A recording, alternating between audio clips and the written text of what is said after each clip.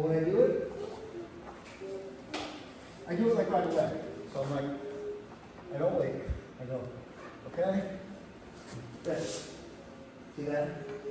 As I'm pulling him back, I throw it in.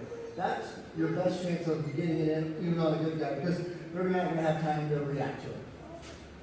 Okay? This is just a way to deal with somebody who I can't just get a hook in. So if I get a hook in like this, then I'll just go here. Right? If I get a hook in, go here, and then just let them figure it out. The problem is, it's a little hard to get the hook in sometimes. So this is like how to get the hook in after I kind of halfway pull them into the truck. Okay, but you can do the other. You can already have the hook in. I'm like, and then we just go here. Okay? So the way I'm showing you is just, it's minimal. Like, all you have to have this knee, and then we can go, baby. Right?